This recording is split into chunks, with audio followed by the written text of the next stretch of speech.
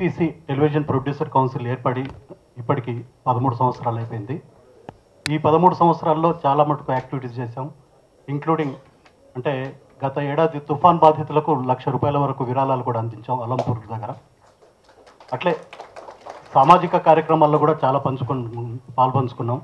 అంటే ఇప్పుడు మనకు భువనగిరి దగ్గర ఉన్న ఆలేరులో కొన్ని స్కూల్స్కు సుమారు ₹5,000 విలువ గల పుస్తకాలు కూడా పంచాం. అట్లే డిఫరెంట్ యాక్టివిటీస్ కూడా చేస్తున్నాం. అంటే మా యాక్టివిటీస్తో పాటు అంటే మాకు తోచిన విధంగా సామాజిక కార్యక్రమాల్లో పాల్పంచుకుంటున్నాం. అందులో భాగంగానే అంటే మాకు ఎక్స్ ప్రెసిడెంట్గా ఉన్న ఎల్కే శ్రీధర అంటే ఈ మధ్య చనిపోవడం జరిగింది. ఆయన స్మారకార్థం ఒక అవార్డు ఇద్దామని చెప్పేసి మన కిన్నెర రఘురామ్ గారు ప్రతిపాదించారు.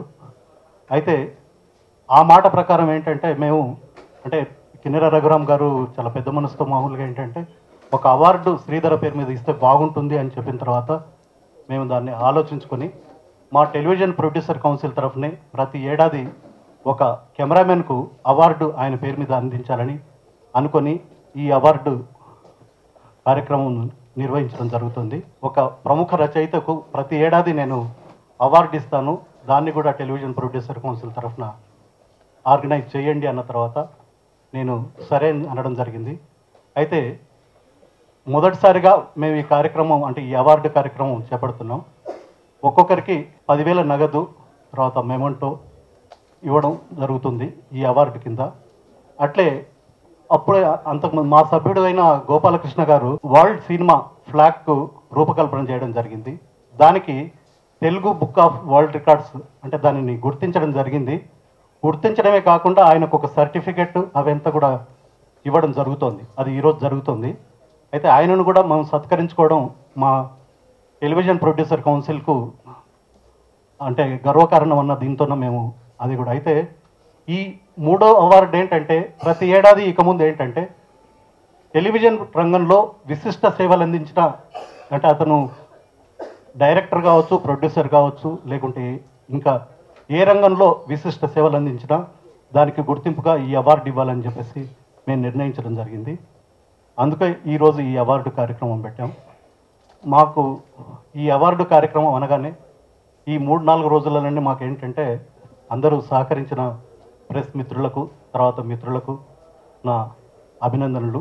తర్వాత అయితే ముఖ్యంగా ఈ టెలివిజన్ ప్రొడ్యూసర్ కౌన్సిల్ తరఫున ఇక నుంచి మంచి కార్యక్రమాలు ఏర్పాటు చేయాలన్న దీంట్లో భాగంగా మా మిత్రుడు రామ్మోహన్ నాయుడు కూడా ఒక సూచన చేయడం జరిగింది.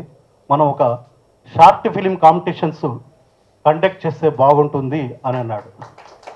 ఎందుకంటే ఈరోజు మీడియాలో ప్రతి ఒక్కరు ఏంటంటే అంటే ఈ మధ్యకాలంలో ఎక్కడికి వెళ్ళినా ఏ ఇంజనీరింగ్ కాలేజీకి వెళ్ళినా లేకుంటే ఎక్కడికి వెళ్ళినా కానీ ఏంటంటే వాళ్ళు మమ్మలను అంటే పిలిచి ఏంటంటే న్యాయ నిర్ణేతలుగా పిలిచి సార్ మేము ఇట్లా షార్ట్ ఫిలిమ్స్ కండక్ట్ చేస్తాం, మీరు న్యాయ నిర్ణేతలుగా ఉండాలని పిలుస్తున్నారు చాలా చోట్లకి. అటువంటప్పుడు పెద్ద ఎత్తున టెలివిజన్ ప్రొడ్యూసర్స్ కౌన్సిల్ తరఫున షార్ట్ ఫిలిం కాంపిటీషన్స్ పెడితే బాగుంటుందని నిర్ణయించడం జరిగింది. దానికి గాను మార్చ్ ఏప్రిల్లో మేము ఈ షార్ట్ ఫిలిమ్స్ కండక్ట్ చేయాలని నిర్ణయించాం. అట్లే ఖచ్చితంగా ఏంటంటే ఇంకా ఈ అమౌంట్స్ అనేటివి నిర్ణయించలేదు, కానీ అమౌంట్స్ కూడా నిర్ణయించి మేము షార్ట్ ఫిలిం కాంపిటీషన్స్ కండక్ట్ చేస్తామని చెప్పేసి సభాముఖంగా తెలియజేస్తున్నాను. షార్ట్ ఫిలిమ్స్ కండక్ట్ చేయడంతో పాటు రైటర్స్కు ఏమన్నా మామూలుగా ఏంటంటే ఇప్పుడు జీడిగం రామచంద్రమూర్తి గారు లాంటి వాళ్ళతో సలహాలు సూచనలు ఇప్పించడం అంటే ఒక సెమినార్ లాంటిది ఏర్పాటు చేయడం కూడా జరుగుతుందని నేను సభాముఖంగా చెప్తున్నాను.